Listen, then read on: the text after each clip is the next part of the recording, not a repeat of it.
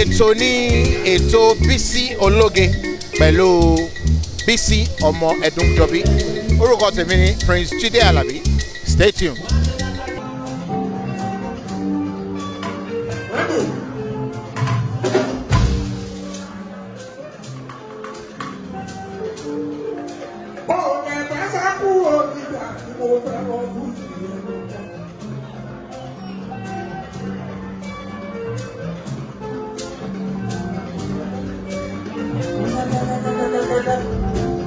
Mo ṣe mú lè bó máa mo tàgbà títí mo kú lè bí ọ̀tọ̀ ọ̀pọ̀ ní títí mo ṣẹ̀ṣẹ̀ bójú òun náà òjò pákí lápákọ̀ owó lápákọ̀ sí òjò pákí kan má ṣe pàrẹ́ ní ẹsẹ̀ rẹ̀ ìròyìn òyà ẹ̀jẹ̀ ká lọ bá tó máa bá tó kú Oya ẹ̀jẹ̀ ká lọ bá dùn ara wa, ká tó fújì. Sísí mi ló wọ bàbá yìí, ọmọ ọmọ ó dé. Oya ẹ̀jẹ̀ ká lọ bá dùn ara wa, ká tó fújì. Wá jẹ́ ẹ̀jẹ̀ bẹ́ẹ̀ wá jẹ́ ẹ̀jẹ̀ bẹ́ẹ̀.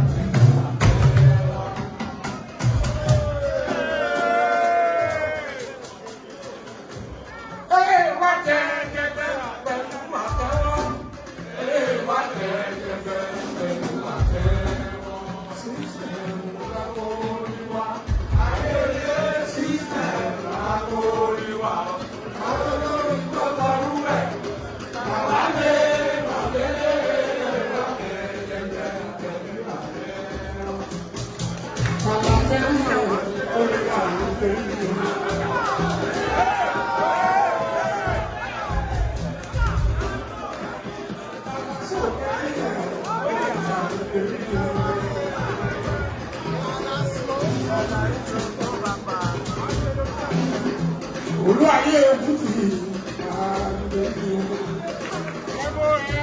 fújì rẹ̀ ìtẹ́rí rẹ̀ ọ̀gá ìṣá bàbá fújì tẹ́rí rẹ̀ ọ̀gá ìṣá.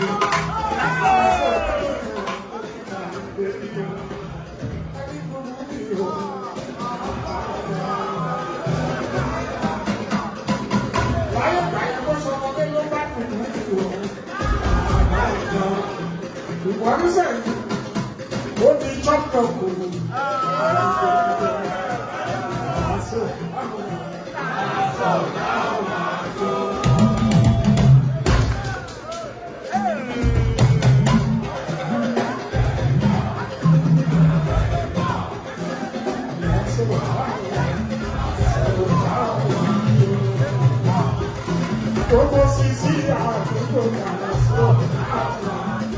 That was a long time ago.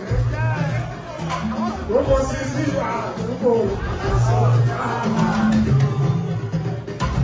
What was his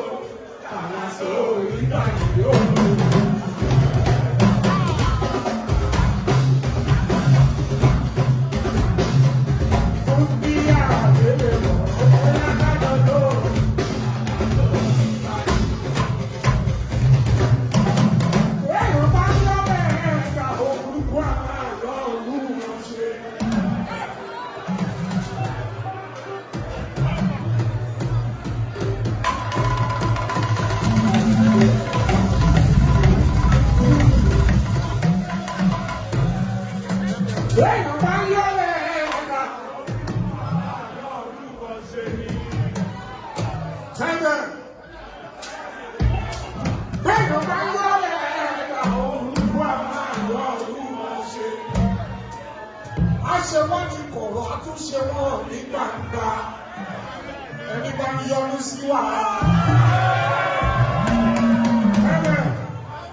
èèyàn tó yọnu sí wa o ẹni bá yọnu sí wa èèyàn tó yọnu sí wa o ó ṣíwájú ìyọnu ọlọ́run ọba ìyọnu ọlọ́run ọba ìyọnu ọlọ́run ọba ìyọnu ọlọ́run ọba òun náà máa rí. ọmọ bá mi sí èèyàn tó bínú ọmọ gbọ́dọ̀ náà àwọn tó bá jẹ nílé á lọ sọ́wọ́ lórí òkè ọmọ àdúgbò.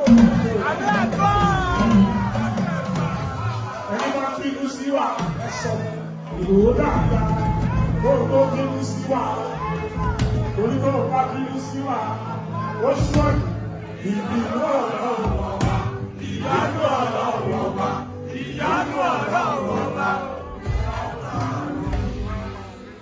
àánú orí bá